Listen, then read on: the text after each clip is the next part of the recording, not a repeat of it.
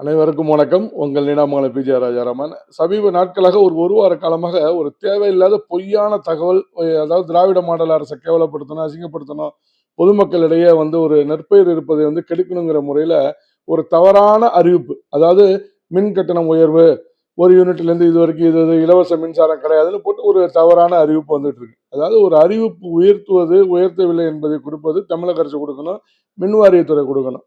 அது தவறான தகவலை கொடுத்து பொதுமக்களை குழப்பிட்டு இருக்கிறாங்க. இது முற்றிலும் தவறு.